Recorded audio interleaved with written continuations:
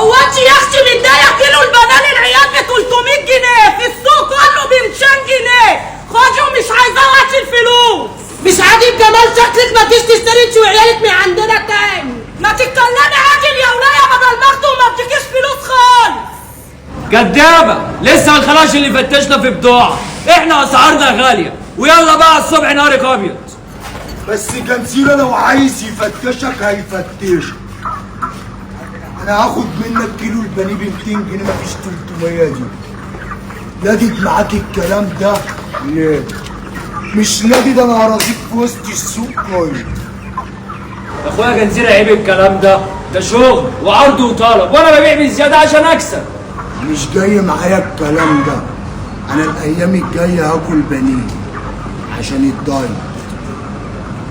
بعد ما بطل دايت يبقى بيها ب 300. من النهارده هتدوني ب 200 جنيه. جنزيرة ده دماغه رايحة منه.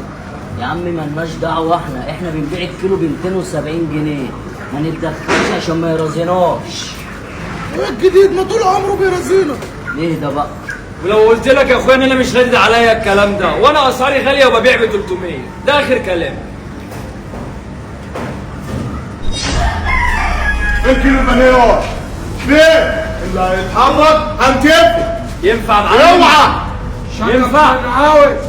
الكيلو ده انا هاخده من غير فلوس. محبة. لغايه ما تفكر هتعمل معايا ايه في سعر البانيه الايام الجايه.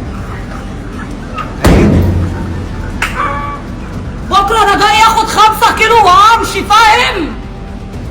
عليا الطلاق لا اعمل حوار، انا هرجع حقي.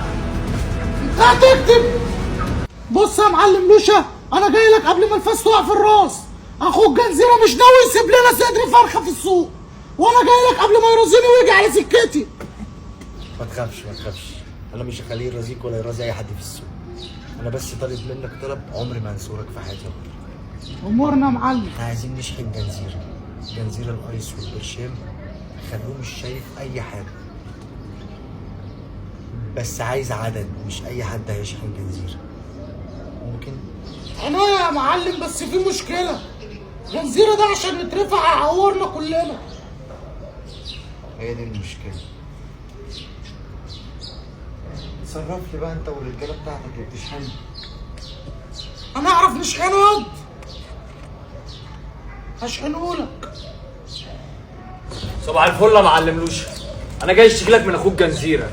اخوك جنزيره بيرازيني في لقمه عيشي، وعايز يفرض عليا سعر في بيع الفراخ. هو لولا انت يا معلم احنا نعمل الحواق مع جنزيره. بس يا ولانا شويه. يا عم ريحني، يا عم ريحني واشحنهولي.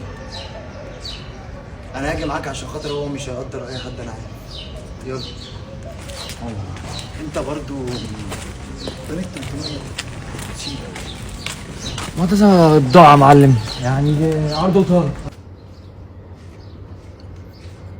مقدرش مشينا في ايه يا وليه؟ ولا حاجه. انا عايز النهارده الاسعار كلها بتاعت البانيه في السوق اعرفها. في اللي بيبيع ب 250 واللي بيبيع ب 270، كل واحد بسعر شكله، كلهم بيتلاشوا يا معلم.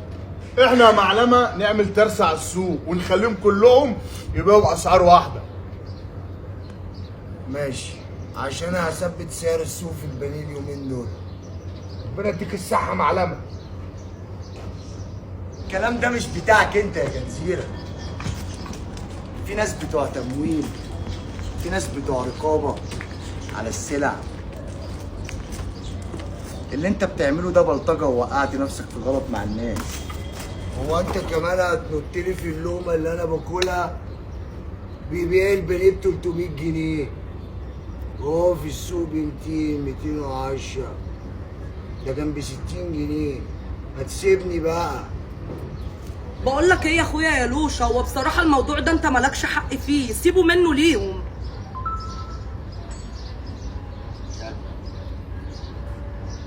انت بالذات ما تتكلميش يا توحه. انت اللي بتشجعي اللي هو يجيب كل فلوسه من الحرام. بلطجه، سرقه، مخدرات، حتى الاكل بقى بيشتري بالبلطجه. هم حرين، عايزين يبيعوا البانيه ب1000 ب300 ب700. عايز تشتكي في التموين، لكن حضرتك بالعافيه وضغط كده بلطجه، وبرضه وقعتوا نفسكم في غلط، ومحدش يروح هناك تاني، يا ب 300 يا تقعدوا. يا عم ماشي، انا مش هعمل دايت، هرجع اكل سمين تاني، مش هروح.